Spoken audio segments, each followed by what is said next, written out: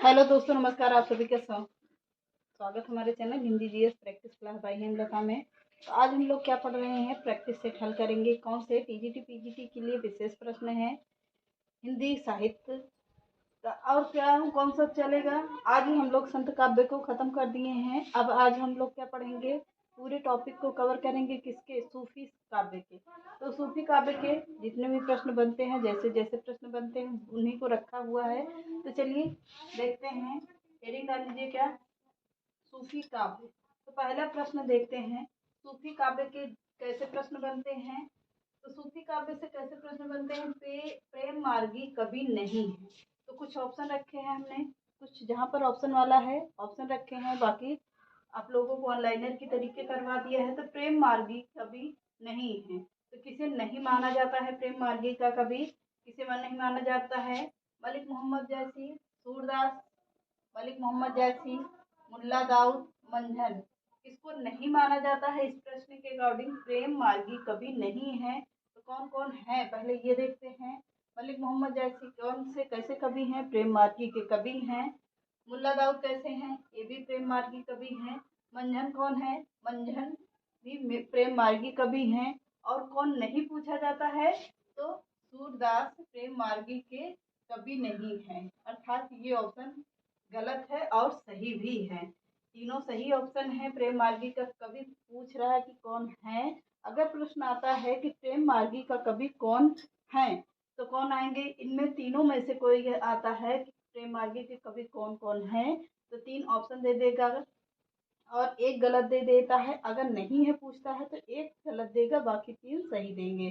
तो चलिए देखते हैं सूरदास कैसे हैं। सूरदास नहीं है, और है पूछता है तो तीनों को रख देंगे, और नहीं में इनको पूछ देते हैं कि ये नहीं माने जाते हैं। तो चलिए अगला प्रश्न देखते हैं। चंदायन के रचयिता हैं कौन है? चंदायन किसकी रचना है? वेरी इंपॉर्टेंट है, पूछी भी जाती है। तो चंदायन किसकी रचना है? मुल्ला दाऊद की रचना मानी जाती है।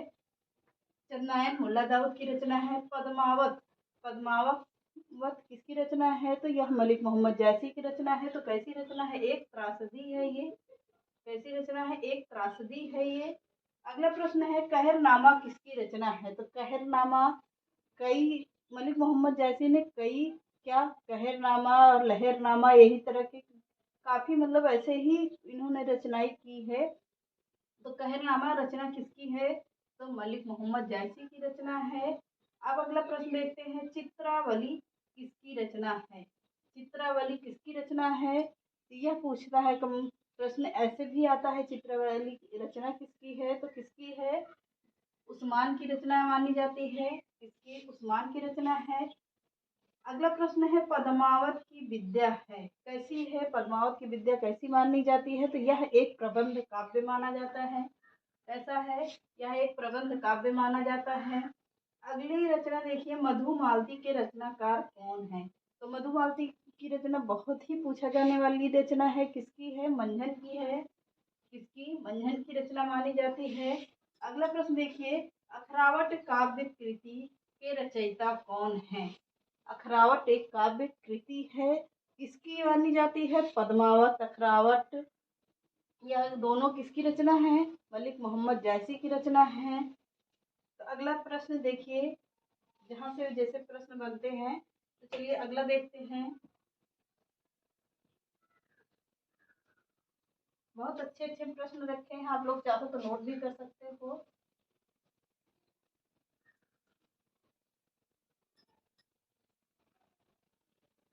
तो चलिए देखते हैं। अब अगला प्रश्न देखिए, भक्तिकालीन सूफी काव्य धारा की विशेषताओं। अब हमारे पास डिजिटल बोर्ड तो है नहीं, सबके पास डिजिटल बोर्ड रहता है। अगर आप लोगों को सपोर्ट है तो डिजिटल बोर्ड भी ले लेंगे, तो उसमें प्रश्न लिखे रहते हैं और इसमें हमको सारे प्रश्नों को देखना पड़ता है। देखते क्या है, थोड़ा बहुत तो देखना ही पड़ता है, बाकी तो रटे रहते हैं।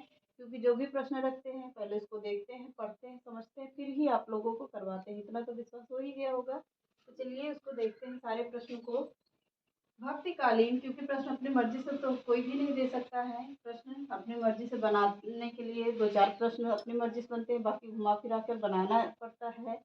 तो बनाकर ही हमने रखा हुआ है। अगला प्रश्न देखिए, भक्तिकालीन सूफी काव्य धारा भक्तिकालीन सूफी काव्यधारा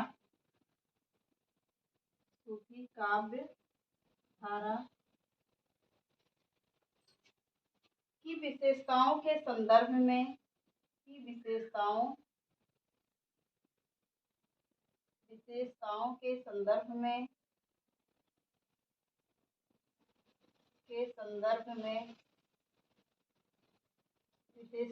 संदर्भ में निम्नलिखित में से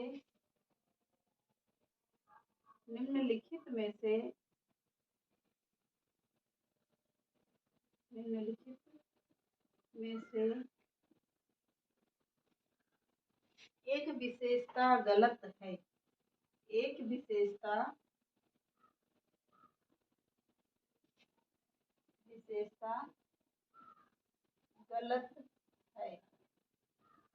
कैसी विशेषता है? उस गलत विशेषता को चुनिए, या ऐसे ही रख दीजिए इतना ही।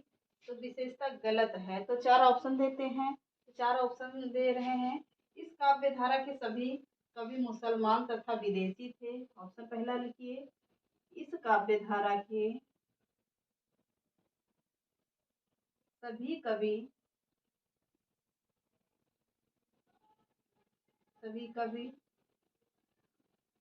विदेशी तथा मुसलमान कवि थे।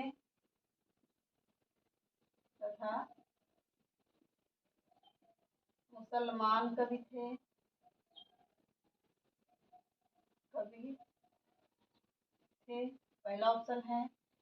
दूसरा ऑप्शन देखिए, इस काव्य धारा के सभी कवियों में ने इस काव्य धारा के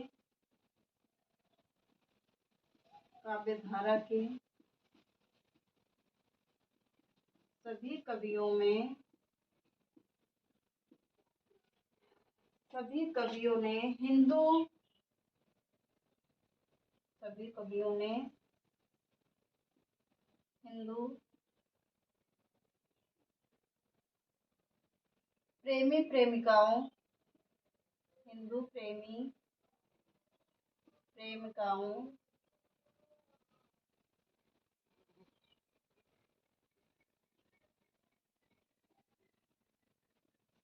हिंदू प्रेमी प्रेमिकाओं की प्रेम कथा की काव्यधारा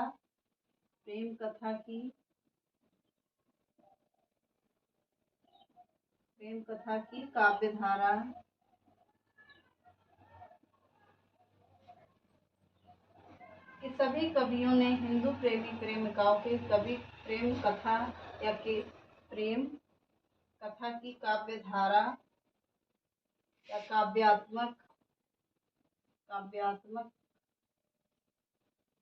ऐसे है, इसको गलत छपा हुआ है, चित्रण प्रस्तुत किया।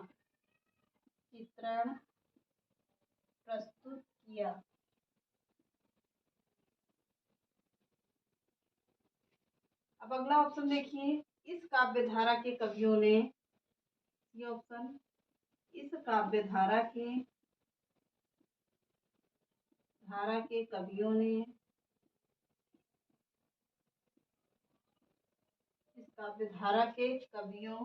ने अवधि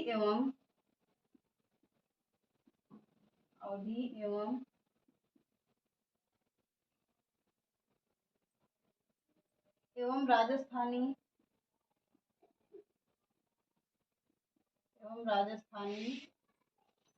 में रचनाएं की।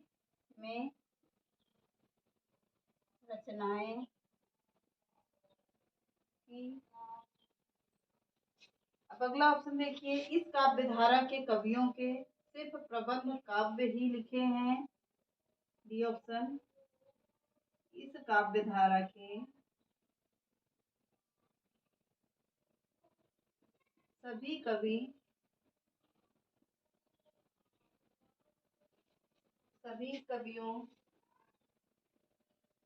कवियों ने सिर्फ प्रबंध काव्य लिखे हैं। सिर्फ प्रबंध काव्य लिखे हैं।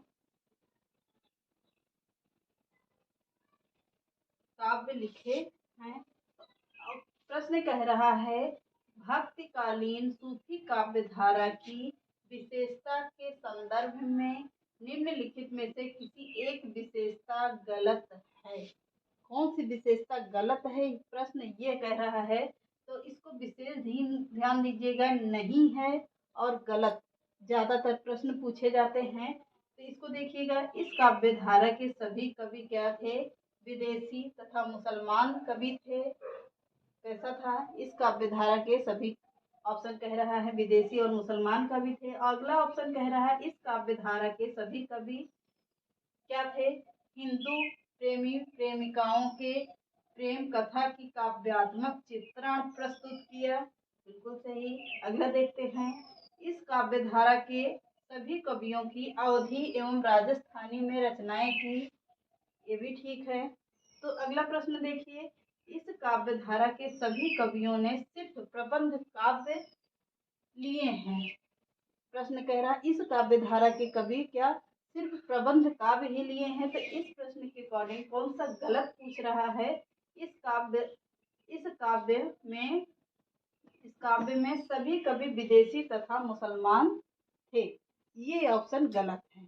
विदेशी और मुसलमान कवि नहीं थे, बल्कि इस काव्य धारा के सभी कवियों ने हिंदू प्रेमी प्रेमिकाओं का क्या किया है, प्रेम कथा का काव्यात्मक चित्रण प्रस्तुत किया है। ये भी सही माना जाता है। इस काव्य धारा के कवियों ने अवधी एवं राजस्थानी में रचनाएं की। ये भी सही है। इस काव्य धारा के सभी कवियों ने सिर्फ प्रबंध काव्य लिखे हैं। ये भी सही माना जाता, परंतु ए ऑप्शन क्या है, गलत है। इस काव्य धारा के सभी कवि विदेशी तथा मुसलमान नहीं थे, इसमें हिंदू भी थे और देसी ही थे, मतलब अपने देश के ही थे। तो अगला प्रश्न देखिए, ये प्रश्न पूरी तरह से समझ में आ गया होगा।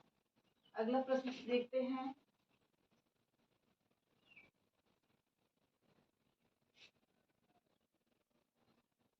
अगला प्रश्न देखिए, निम्नलिखित में से किस कवि ने सिर्फ अवधी भाषा में ही रचनाएं करता था। निम्नलिखित प्रश्न पूछता है, निम्नलिखित में से कौन सा कवि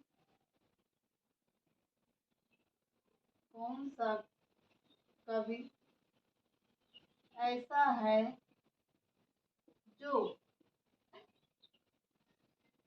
केवल अवधी भाषा में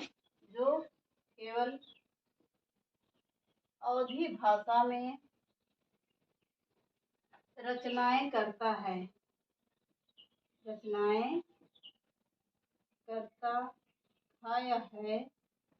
था।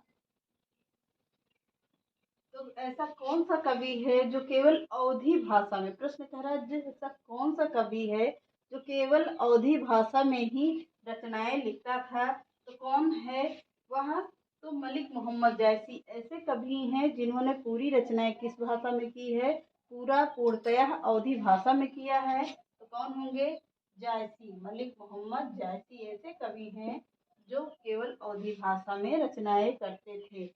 अगला प्रश्न देखते हैं, रैजतुक हकायत के रचयिता रैजतुक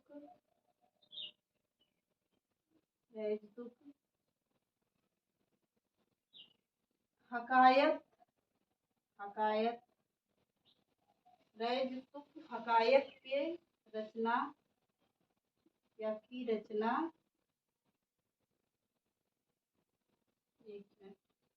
के रचयिता हैं। ऐसे देखिए, ये प्रश्न सीधा है, रचयिता हैं, रैजतुक हकायत के रचयिता हैं, कौन हैं, तो कौन माने जाते हैं, तो नूर मोहम्मद। कौन होंगे, नूर मोहम्मद होंगे, हैं। कौन होंगे, नूर मोहम्मद हैं। अगला प्रश्न देखते हैं, अब इनको देखते हैं कि इनके अनुसार कौन कौन से राइटर रखे जाते हैं। तो नूर मोहम्मद कैसे हैं, चले एक मिनट पूरा ऑप्शन देखते हैं। पहले लिखिए प्रकाश काव्य ग्रंथ, कौन कौन सा काव्य है, एक प्रश्न से काफी तैयार होते हैं। काव्य ग्रंथ, और भी एक तरफ लिखिए प्रकाशन वर्ष, प्रकाशन वर्ष। दूसरी तरफ लिखिए क्या, रचयिता। रचयिता देखते हैं। तो पहले देखिए रजतुक हकायत। पहले देखिए इंद्रावती। इंद्रावती, अनुराग बांसुरी। अनुराग बांसुरी। अगली रचना देखिए चित्रावली। चित्रावली। अगली रचना देखिए ज्ञानदीप। अगली रचना देखिए हंस जवाहिर। हंस जवाहिर। अब इसका समय काल कब पूछा जाता है, प्रकाशन वर्ष। इसका समय काल कब हुआ, 14 से 44, 1744 में हुआ है। 1744 ईस्वी। इसका प्रकाशन वर्ष पूछता है तो 1764 ईस्वी हुआ है। इसका प्रकाशन वर्ष कब पूछता है, 1764। अगले देखिए चित्रावली का प्रकाशन वर्ष कब है, 1613 वर्ष है। 1613 ईस्वी। ज्ञानदीप का प्रकाशन वर्ष कब है, 1619 ईस्वी है। 1619 ईस्वी। हंस जवाहिर कब की रचना है, तो 1731 की रचना है। 1731 ईस्वी की रचना है। अब इसके रचनाकार कौन है, इंद्रावती के नूर मोहम्मद। नूर मोहम्मद। अब इसके रचनाकार कौन होंगे, उस्मान है। उस्मान। इसके रचनाकार कौन है, चित्रावली के शेख नबी हैं। अनुराग बांसुरी के रचनाकार का नहीं पता है, तो इसका पहले देखिए कौन है, उस्मान है। इसके रचनाकार कौन देखिए चित्रावली के, तो शेख नबी हैं। ज्ञानदीप के रचनाकार कौन है, शेख नबी हैं। शेख नबी होंगे। हंस जवाहिर किसकी रचना है, तो कासिम शाह की रचना है। कासिम शाह की रचना है। तो कितने प्रश्न तैयार होते हैं, इंद्रावती इसकी रचना है, कब की रचना है, तो 1744 ईस्वी रचना है। किसकी है, नूर मोहम्मद की रचना है। अगला देखिए अनुराग बांसुरी किसकी रचना है, 1764 ईस्वी की रचना है। इसके राइटर नहीं पता है। अगला देखिए चित्रावली के रचनाकार कौन है, सॉरी पहले का प्रकाशन हुआ है 1613 ईस्वी में हुआ है, उस्मान की रचना है। ज्ञानदीप किसका की है, 1619 ईस्वी की है। किसकी रचना है, शेख नबी की रचना है। अगला देखिए हंस जवाहिर किसकी कब की रचना है, तो 1731 ईस्वी की रचना है। किसकी है, कासिम शाह की रचना है। एक प्रश्न से कितने प्रश्न तैयार होते हैं, 5 प्रश्न तैयार होते हैं। तो चलिए एक आध दो प्रश्न और कर लेते हैं। अगली रचना देखिए, निरंजनी संप्रदाय के प्रवर्तक हैं। निरंजनी संप्रदाय के प्रवर्तक हैं।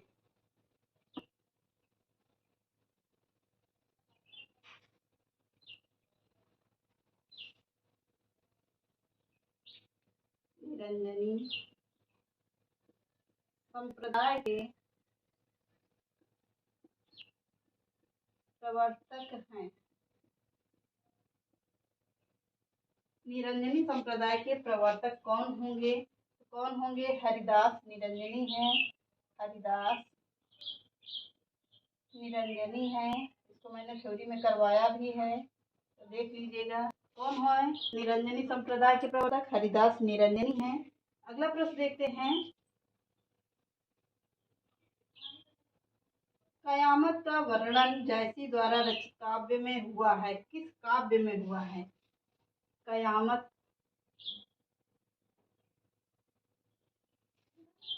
कयामत का वर्णन, कयामत का वर्णन जयसी द्वारा